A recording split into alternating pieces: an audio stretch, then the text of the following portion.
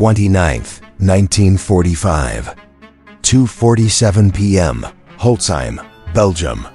First Sergeant Leonard Funk rounds the corner of a snow-covered farmhouse and stops dead in his tracks. 90 German soldiers are staring directly at him, half are armed. The other half are reaching for rifles stacked in the snow. 4 American G's kneel with hands behind their heads. These Germans were prisoners 20 minutes ago, 80 of them. Captured by Funk's company during the assault on this village. Guarded by just 4 men, all that could be spared. Now they're free, armed, and organizing to attack Company C from the rear. A German officer strides forward. He shoves an MP-40 submachine gun into Funk's stomach. The officer's face is red, veins bulging. He screams something in German. Funk doesn't speak German, neither do any of his men. The officer screams again, louder, demanding surrender. Leonard Funk looks at the 90 Germans, looks at his 4 disarmed soldiers, looks at the MP-40 pressed against his gut, and starts laughing, the German officer's face to its confusion. Then, pure rage, he screams louder. Funk laughs harder. What happens in the next 60 seconds will result in 21 German casualties and earn Leonard Funk the Medal of Honor for one of the most tactically audacious acts in World War II. All because he couldn't stop laughing. But to understand why Funk laughed when he should have surrendered, why he attacked when mathematics said he'd die, we need to go back to a steel town in Pennsylvania. Back to when this short, quiet man decided he wanted to jump out of airplanes and fight surrounded. This is the story of Leonard Funk. And it starts long before Holtzheim. Leonard Alfred Funk Jr. was born August 27, 1916. In Braddock Township, Pennsylvania, 8 miles east of Pittsburgh, where the Monongahela River curves through a landscape of smokestacks and steel foundries. Braddock in the 1920s meant steel. The Edgar Thomson Steel Works, once part of Andrew Carnegie's empire, dominated the town when the furnaces ran. The sky glowed orange at night when they didn't. Families went hungry. Funk grew up fast. By the time he graduated high school in 1934, he'd been taking care of his younger brother for years. Their parents both worked when work was available. The Great Depression had entered its 5th year. 1 in 4 Americans was unemployed in steel towns like Braddock. The numbers were worse, jobs were scarce. College was a fantasy for working-class kids. Funk found work as a clerk, the kind of quiet, unglamorous job that keeps communities running but rarely makes headlines. Then came June 1941. War was raging across Europe and Asia. France had fallen. Britain stood alone against Nazi Germany. Congress extended the draft. Funk's number came up. He reported to the induction center at Wilkinsburg, Pennsylvania. He was 24 years old, 5 feet 5 inches tall, 140 pounds. The Army physical examiner probably thought, clerk duty. They were wrong. Leonard Funk volunteered for the paratroopers. In 1941, American airborne forces barely existed. The concept was revolutionary, jumping out of perfectly good aircraft to land behind enemy lines and fight surrounded. To most soldiers, it sounded like organized suicide. The volunteers were a different breed. They had to be. Airborne training was designed to break you. Fort Benning, Georgia, the parachute school. 5 weeks that washed out half the candidates. Week 1 and 2, ground week. Running 8 miles every morning before sunrise. Climbing ropes, learning to fall without breaking bones. The instructors called it P to physical training. The candidates called it hell. By day 3, men were quitting. By day 7, the weak were gone. Week 3, Tower Week. First, the 34-foot towers. You climbed up, hooked to a cable, jumped. Learning body position, learning to control fear. Then the 250-foot towers tall as a 20-story building. The instructors lifted you up in a parachute harness, then released you. 4 seconds of controlled fall. If your body position was wrong, you'd hit hard enough to break ribs. Week 4 and 5. Jump week, the real thing. 5 jumps from a C-47 Skytrain at 1,200 feet. That first jump, everything in your body screams to grab the doorframe and hold on. The ground is a quarter mile down. Wind tears at your face at 100 miles per hour. Your parachute is just fabric and cord and faith in the rigger who packed it. Funk earned his jump wings. Got assigned to Company C, 1st Battalion, 508th Parachute Infantry Regiment. The 508th shipped to England in late 1943. Joining the 82nd Airborne Division, the All-Americans. These men were veterans of Sicily and Italy. They jumped into combat. Fought in streets, watched friends die. Funk was the new guy. 27 years old, ancient by paratrooper standards, where most squad members were barely 20. But Funk had something the younger men didn't: maturity, steadiness. The kind of quiet competence that makes men follow you into impossible situations. By June 1944, he was a squad leader. First, though, he had to survive Normandy. June 6, 1944, 1:30 The C-47 Skytrain shudders as German flak explodes in the darkness. Funk stands in the stick, the line of paratroopers waiting to jump. 60 pounds of equipment strapped to his body. M1A1 Thompson submachine gun. Ammunition, grenades, rations, medical kit, reserve parachute. The aircraft is at 400 feet. Too low for a safe jump. Standard procedure called for 1,200 feet minimum. But the pilots can't climb. German anti-aircraft fire fills the sky. Tracers arc through the darkness like angry fireflies. The men can hear metal fragments pinging off the fuselage.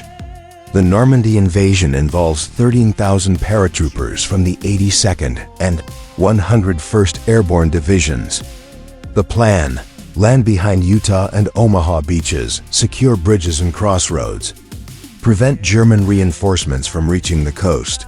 Nothing goes according to plan. The 508th Parachute Infantry Regiment's designated drop zone is near Picaville, 15 kilometers west of Utah Beach. Their mission: capture the bridge over the Douve River, blocking the main route for German armor trying to counterattack the beaches. The green light flashes, Funk jumps. The propeller blast hits like a physical blow. Then his parachute deploys and the world goes eerily quiet. Below him, occupied France, enemy territory in every direction. The D-Day airborne operation is chaos from minute 1. German anti-aircraft fire has scattered the formations across 50 miles of French countryside. Paratroopers land in flooded fields and drown under equipment weight. Others come down in the middle of German camps and die before cutting free from their harnesses. Funk hits hard. His right ankle twists on impact, badly sprained, possibly fractured. Pain shoots up his leg. Every step will be agony for the next 2 weeks, but he can walk, he can fight. That's all that matters. He gathers his parachute, buries it in a hedgerow, and starts moving, according to his compass and the briefing maps. He's roughly 40 miles south of his drop zone. 40 miles of German-held territory, in the dark, alone. Standard doctrine for scattered paratroopers: make your way to the objective independently, or link up with the nearest Allied unit. Use your cricket, the small metal noisemaker issued to every paratrooper. 1 click for challenge, 2 clicks for response, within 3 hours. Funk has collected 6 lost paratroopers. Men from different companies, different regiments, all looking for leadership in the chaos. By dawn on June 7th, he has 18 men. A mix of 508th, 507th, and 101st Airborne. Different units, different drop zones, but the same situation, deep behind enemy lines. Funk makes a decision. They'll move north toward the objective. Traveling at night, hiding during daylight. He insists on serving as point man, the lead scout. The most dangerous position, despite his injured ankle, for 10 days. This makeshift platoon moves through German-held territory. June 7th. They're hiding in an apple orchard when they hear German voices. A 6-man patrol on bicycles, moving down a dirt road 50 meters away. Funk hand signals his men into position. They wait until the Germans are at point-blank range. 3 rifle shots, 6 Germans down. They take the maps, ammunition and rations, then disappear into the bocage, the dense hedgerow country that makes Normandy a defender's paradise. June 9th. They ambush a German supply column, 2 trucks, 12 soldiers. They let the lead truck pass, then open fire on the second. 8 Germans killed, 4 captured. They take medical supplies and food before German reinforcements can respond. June 12th. Down to the last of their rations. They're surviving on what they can scrounge from abandoned German positions and French farms. One of Funk's men is running a fever from an infected cut. They need to reach Allied lines soon. June 15th. They find a dead German officer with a working radio. One of Funk's men, a signalman from the 101st, manages to contact an American artillery unit. They get coordinates for a safe passage north. June 17th. They link up with forward elements of the 82nd Airborne near Saint-Mir-Église. Funk leads his 80 men into the American perimeter.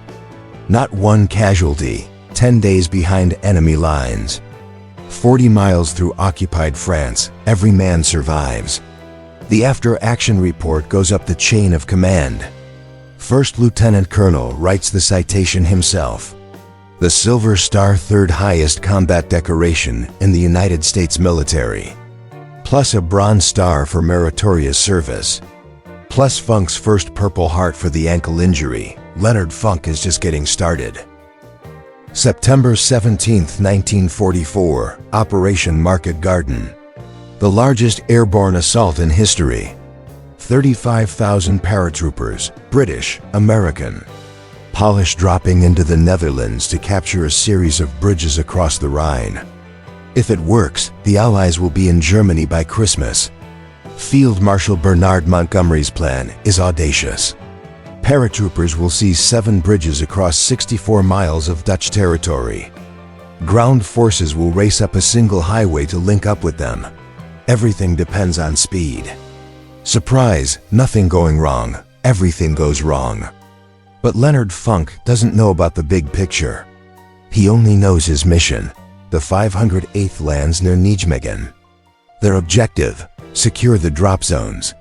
Support the assault on Nijmegen Bridge, the crucial crossing over the Val River. German resistance is heavier than expected.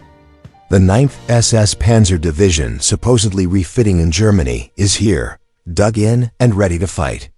Funk's company hits the ground at 1:00 p.m. The landing is clean, no casualties during the jump. They secure their assembly area and begin moving toward their objective. At 1:47 p.m., Funk notices something that isn't part of the plan. 3 German 20mm Flak 38 anti-aircraft guns are firing at incoming Allied gliders. The gliders carry reinforcements jeeps, artillery pieces, ammunition, medical supplies. If those guns keep firing, hundreds of men will die before reaching the ground. The gun position is on high ground near Vauxhall. Approximately 20 German soldiers manning the weapons and providing security. The position is well-prepared sandbags, camouflage netting, interlocking fields of fire. Standard military doctrine says you need a 3-to-1 advantage to assault a prepared defensive position. Funk has 3 men. He's outnumbered 7-to-1. He attacks anyway. Let's analyze the tactical situation. The German position sits on a low hill 23 meters above the surrounding terrain. 3 20mm guns arranged in a triangle, 40 meters apart, providing 360-degree coverage. Each gun has a crew of 4. 8 infantry provide security with Karabiner 98K rifles. From the German perspective, it's an excellent position. Clear fields of fire, good visibility, defensible approaches. Funk observes from a tree line 200 meters north. He has 3 men: Private First Class Johnson with a Browning automatic rifle, Private Martinez with an M1 Garand, Private Wilson with an M1 carbine. 4 men total. 1 light machine gun, 2 rifles. 8 grenades between them. The mathematics say retreat. Find a larger force. Call in artillery, but there's no time above them. The second wave of gliders is approaching. Each minute costs lives. Funk formulates a plan in 30 seconds. Johnson will provide suppressive fire from the north with the bar. Funk, Martinez, and Wilson will use a drainage ditch to approach from the east. When they're within grenade range, they'll attack at 2:02 p.m. They move. Johnson opens fire. The bar spits 20 rounds in 3-second bursts. The Germans manning the northern gun position duck for cover. Return fire comes immediately. Rifle rounds crack overhead. While the Germans focus on Johnson's position, Funk leads Martinez and Wilson through the drainage ditch. It's deeper than it looked, almost a meter. Filled with mud and standing water, they move in a crouch, weapons held high. 150 meters, 100 meters, 50 meters.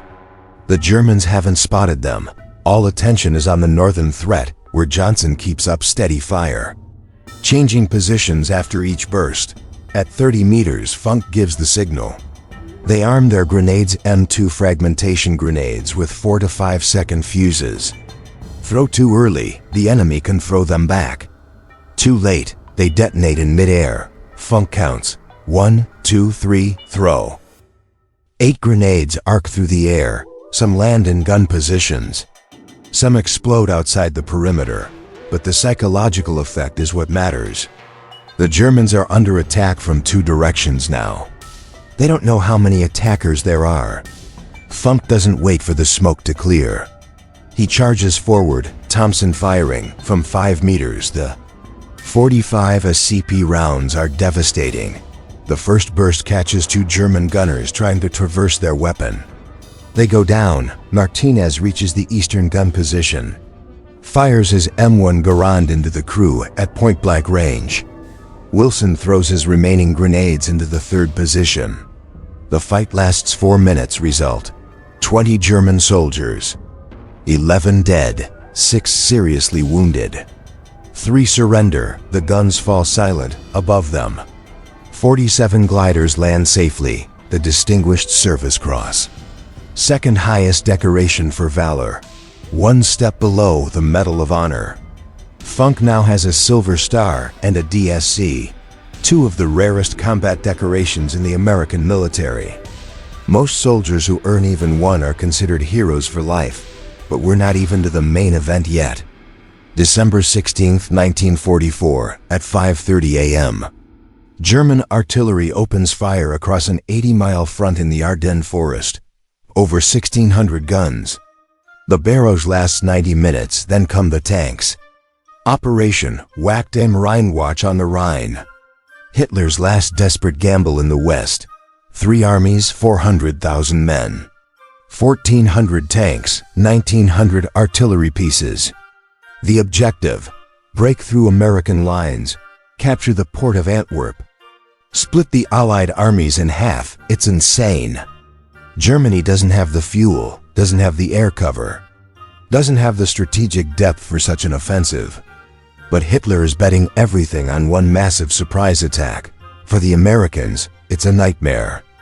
The offensive hits thinly held sectors manned by green troops, and exhausted veterans pulled off the line to rest. Entire divisions crumble. Thousands of soldiers surrender. The German advance creates a bulge 50 miles deep in Allied lines. The Battle of the Bulge, the largest battle the American Army will fight in World War II. The weather is brutal: snow, ice, temperatures dropping to 5 degrees below 0 Fahrenheit. Men freeze to death in their foxholes, weapons jam, vehicles won't start. The cold is as deadly as the Germans. Then comes December 17th. Malmedy, 1 day into the offensive. A convoy from the 285th Field Artillery Observation Battalion is moving near Bogna's crossroads when they encounter the spearhead of Kampfrupp. Piper and Sess armored battle group led by Obersturmbannführer Joachim Piper. The Americans are rear echelon troops. Artillery observers, radio operators.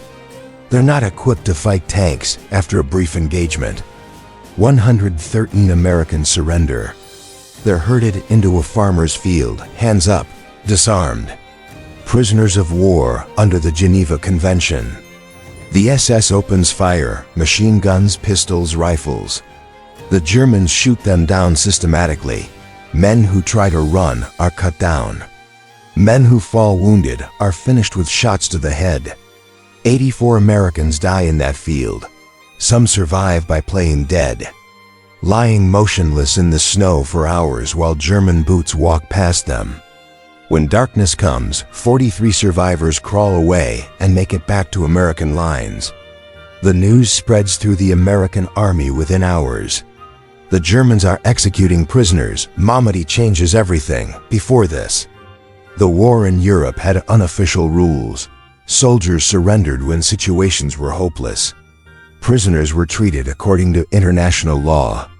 There was a kind of grim professionalism between enemies. After Malmedy, the rules are gone.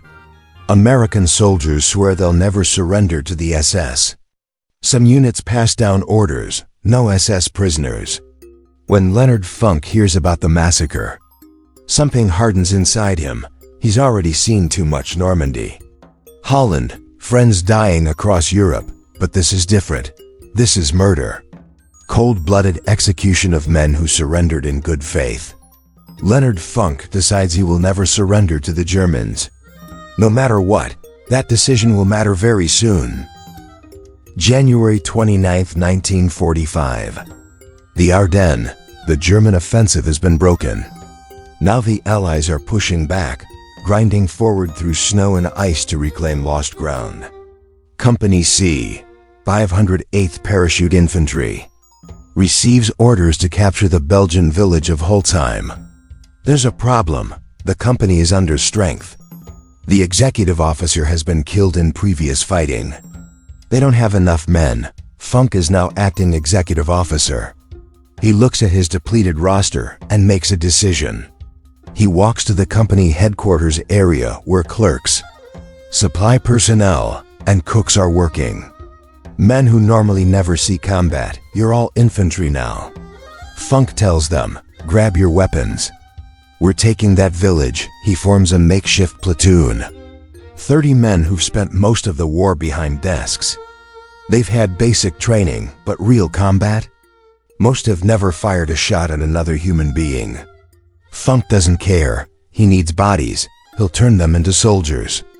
The march to Holtzheim is 15 miles through waist-deep snow in a driving blizzard. Temperatures well below freezing. German artillery shells explode around them, harassing fire from the flanks.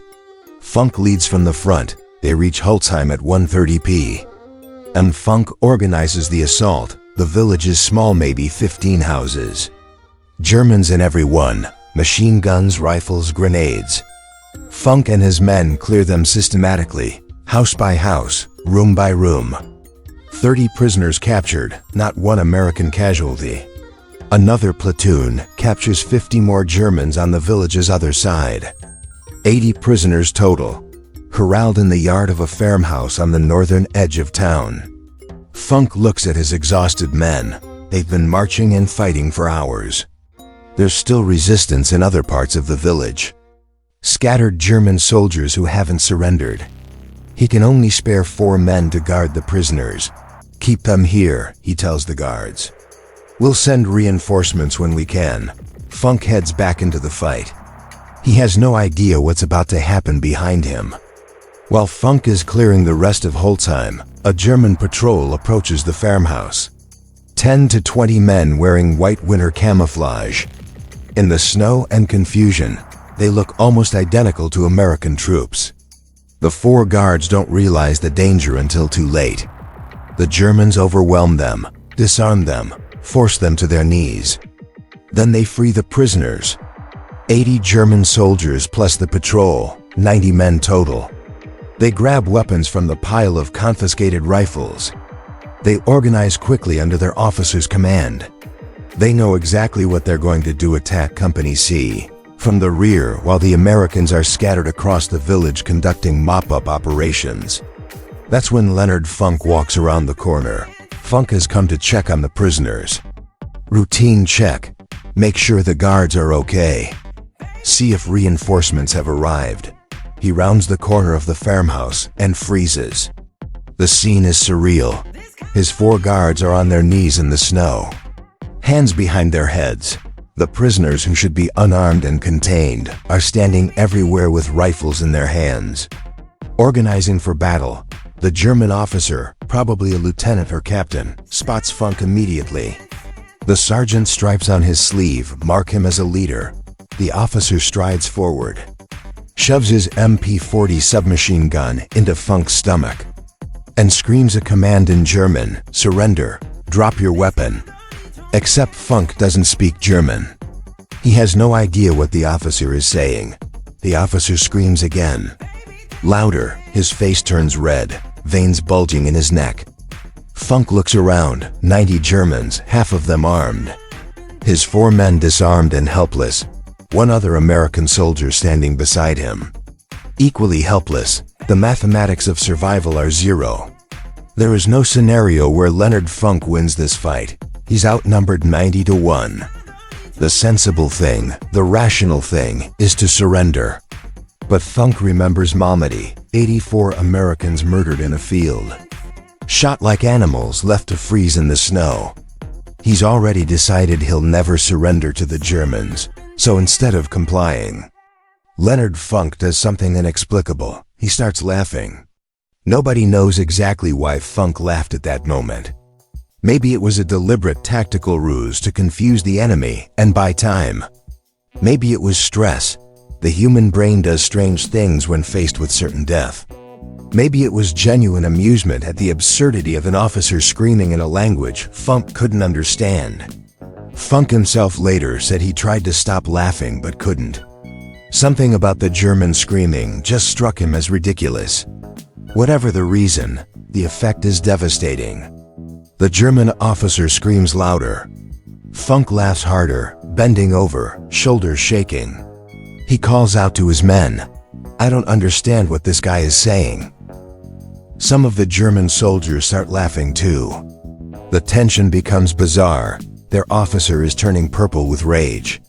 And this American won't stop cackling. The officer is completely thrown. This isn't how prisoners behave. They beg, they plead, they comply. They don't stand there laughing while you shove a gun in their stomach. For a few critical seconds, the German officer doesn't know what to do. And Leonard Funk uses those seconds, still appearing to laugh. Funk slowly reaches up toward his Thompson submachine gun, slung over his shoulder, standard carrying position for paratroopers. The German officer watches. Good. The American is finally surrendering his weapon. Funk's hand closes around the Thompson's grip. He begins to unsling it slowly, carefully. The German relaxes slightly. He's about to have another prisoner, then Funk moves. In one motion, faster than thought, he swings the Thompson down, brings the muzzle into line, and squeezes the trigger. The M1A1 Thompson fires 45 ACP rounds at 600 rounds per minute. At close range, each bullet hits with devastating effect. The first burst catches the German officer in the chest. 5 rounds in less than 1 second. The officer is dead before he hits the ground. Funk doesn't stop, can't stop. The moment he started shooting, he committed to killing everyone or dying himself. There's no middle ground. He pivots, still firing. The Thompson sprays an arc of lead across the German soldiers nearest to him. Men scream, men fall, blood sprays across white snow. Brass casings tumble through the air, steaming in the cold. Let's break down what happens in the next 60 seconds, because this is where tactics, training, and split-second decisions determine who lives and who dies. Second 0 to 3. Funk fires his first magazine, 30 rounds. The German officer and the 8 soldiers immediately around him go down. The Thompson's rate of fire creates an illusion of overwhelming force. To the Germans, it sounds like multiple machine guns. Second 3 to 5, critical moment, the magazine runs dry. A Thompson takes approximately 2 seconds to reload if you're practiced. 2 seconds is an eternity in a firefight. 2 seconds is enough time for 90 Germans to kill 1 American. But Funk has done this thousands of times in training. Muscle memory takes over. Left hand yanks the empty magazine out. Right hand reaches to his belt, pulls a fresh magazine, left hand slams it home. Right hand racks the bolt, 2 seconds, maybe less. Second 5 to 10. While reloading, Funk is screaming at his guards, pick up their weapons. Pick up their weapons. The 4 guards, Private Robert Johnson, Private James Miller, Private Thomas Wright, Private Harold Davis were on their knees seconds ago. Now they're scrambling for rifles the dead Germans dropped. This is crucial. Funk needs help. He can't fight 90 men alone. His guards need weapons. Second 10 to 15. The Germans are in chaos. Their officer is dead. The American who was laughing is killing them. Nobody gave orders for this scenario. Nobody knows what to do. Some Germans shoot back. Bullets crack past Funk's head. 1 round hits Private Davis, killing him instantly. But most Germans are frozen by indecision. This is the psychology of group dynamics in military units. Soldiers wait for orders. When leadership is decapitated, there's a moment of paralysis. Second 15 to 20. Johnson reaches a rifle, a German car, 98K. He takes up position behind a supply wagon and opens fire. Miller grabs an MP40 from a wounded German. He sprays fire into the crowd. Wright finds a rifle and begins shooting. Now it's 4 Americans fighting 90 Germans, still terrible odds, but no longer 1 against 90. Second 20 to 25. Funk's Thompson runs dry again. Second magazine empty, 60 rounds expended. He reloads again, third magazine. During this reload, a German soldier charges him with a fixed bayonet. Distance, 5 meters. The German is young, maybe 18. Eyes wide with fear or fury or both. Funk finishes reloading just as the German closes to 3 meters. He fires a 3-round burst. The German goes down. Second 25 to 35. The tide is turning. Not because the Americans have superior numbers, they don't. Not because they have better positions, they don't. But because they have initiative and the Germans have lost cohesion. More Germans throw down their weapons, some raise their hands, others try to run. Johnson switches to aimed fire, targeting Germans who still have weapons. Miller does the same. Second 35 to 45. A German Unteroffizier, a sergeant, tries to rally his men. He's shouting in German, trying to organize a counterattack. Johnson shoots him. Without that second layer of leadership, the German unit completely falls apart. Second 45 to 55. More Germans surrender. Some are wounded and can't fight. Others are psychologically broken. They just watch their officers get killed and don't know what to do. Wright throws a grenade into a group trying to regroup. The explosion ends that attempt. Second 55 to 60. Funk stops firing. He's standing in the middle of the farmyard, smoke rising from his Thompson's barrel. Bodies everywhere. Blood staining the snow in irregular patterns. He shouts, "Throw down your weapons. All of you, now." The shooting stops. Only the sound of wounded men groaning. 90 German soldiers. 21 dead, 24 wounded. The rest have surrendered for the second time. Let's analyze why this worked tactically when it shouldn't have. Factor 1. The funnel effect. Funk was standing near the corner of the farmhouse. Behind him, a solid brick wall. The Germans had to shoot at him from the front, creating a narrow firing lane. In contrast, Funk's Thompson could sweep across a 180-degree arc, covering the entire yard. Factor 2. Optimal range. 5 to 8 meters. That's the perfect distance for a submachine gun. Close enough for near-perfect accuracy. Far enough to have reaction time if someone charges. Within maximum effective range of 45 cp ammunition. Factor 3. Rate of fire psychology. The Thompson fires 10 rounds per second. That continuous tat-tat-tat-tat sound creates a psychological illusion of overwhelming firepower. The Germans thought they were facing multiple machine guns, not one man with a Tommy gun. Factor 4. Decision paralysis. This is the most important factor. 90 Germans doesn't equal 90 individual fighters. It equals one unit waiting for orders. When Funk killed the officer, he decapitated the decision-making structure. The remaining Germans had to make individual choices about whether to fight, flee, or surrender. That takes time. And in combat, seconds matter. Factor 5. The guards' response. Johnson, Miller, and Wright didn't hesitate. They grabbed weapons and immediately engaged. This turned a hopeless 1 versus 90 into a manageable 4 versus 90. Still terrible odds, but the psychology changed. The Germans were now being shot from multiple directions. Factor 6. Previous combat experience. This wasn't Funk's first firefight. He'd been in combat for 7 months. Normandy, Holland, the Bulge. His muscle memory was ingrained. Reload drills, target acquisition, staying calm under fire. The Germans, in contrast, were a mixed unit. Some were combat veterans. Some were replacements. Some were rear echelon troops who'd been captured and were now suddenly in a close-quarters battle. The aftermath is almost anticlimactic. Company C secures Holtzheim.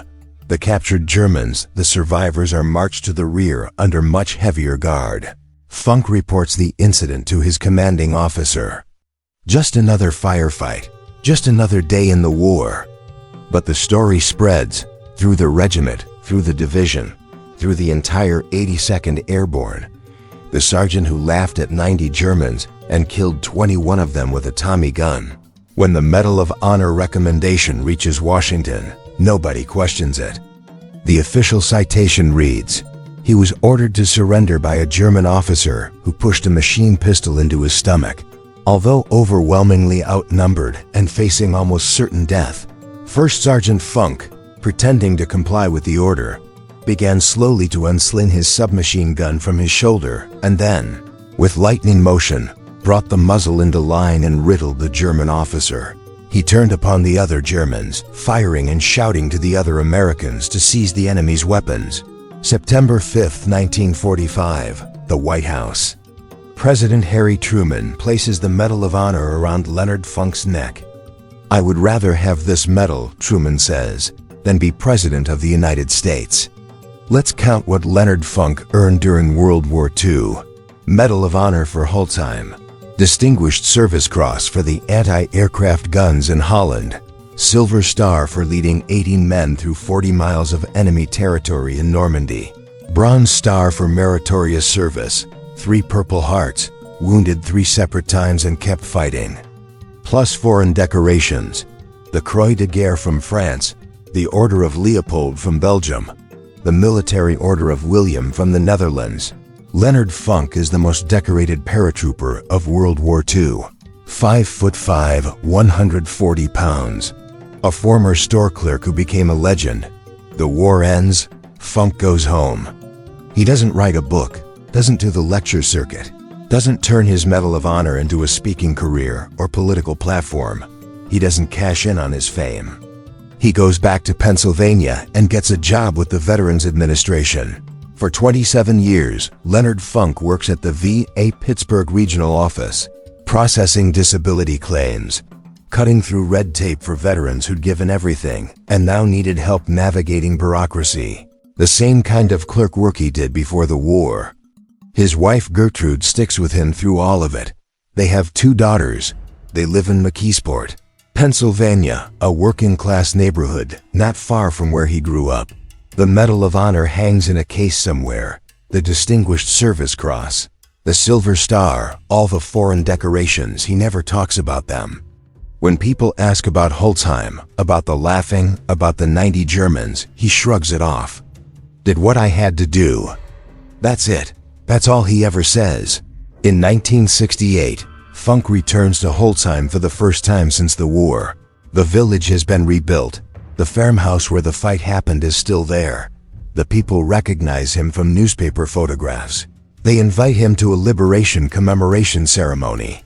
Funk stands in the yard where 21 men died. Now it's a flower garden. He tells a local reporter, "I don't want to be remembered as a killer. I did what I had to do to protect my men." In 1984, the 508th holds its 40th reunion at Fort Bragg. 300 veterans attend. Funk sits with men who jumped into Normandy with him.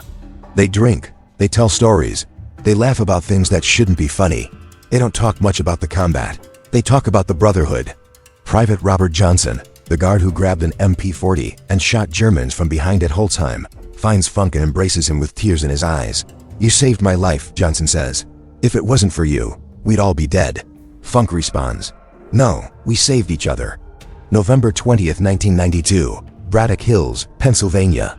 Leonard Alfred Funk Jr. dies of cancer. He's 76 years old. They bury him at Arlington National Cemetery, Section 35, grave 237-34, among the heroes of every American war. At the time of his death, he's the last surviving Medal of Honor recipient from the 82nd Airborne Division in World War II. A fitness center at Fort Liberty is named after him. A highway in Pennsylvania bears his name. A post office in McKeesport was dedicated to him in 2023, but most people have never heard of Leonard Funk. They know Audie Murphy, Hollywood star, most decorated soldier of World War II.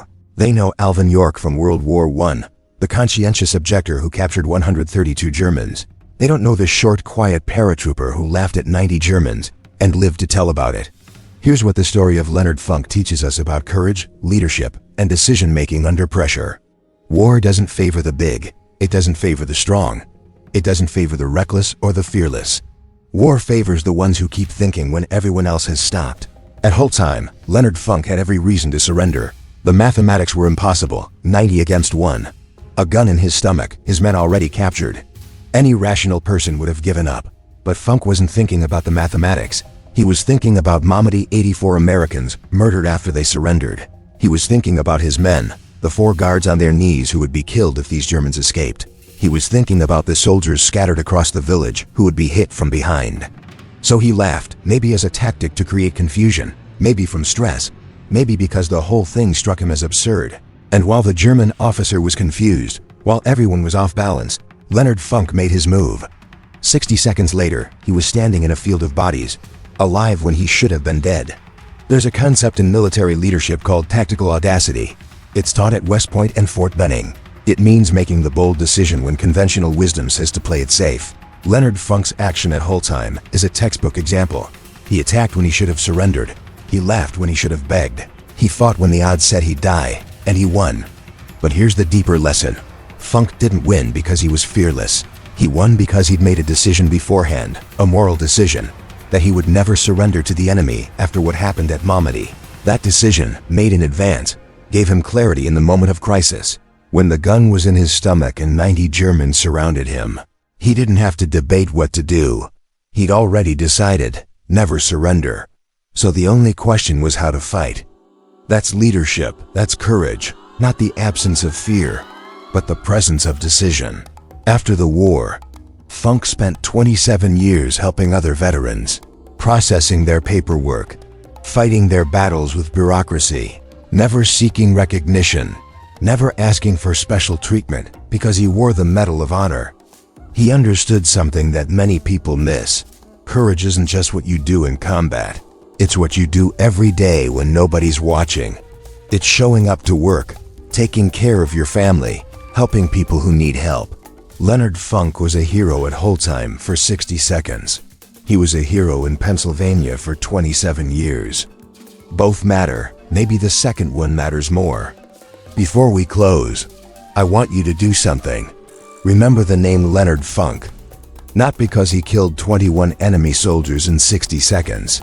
Not because he earned the Medal of Honor. Not because he's some kind of superhuman warrior. Remember him because he was 5'5" and 140 pounds. And he decided that physical size doesn't determine courage.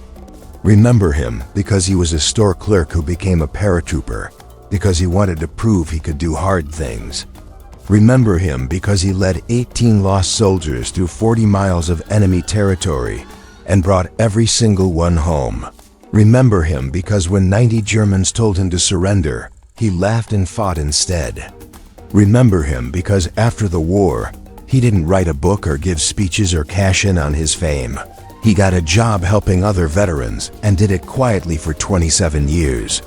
Remember him because his story proves that ordinary people can do extraordinary things when circumstances demand it.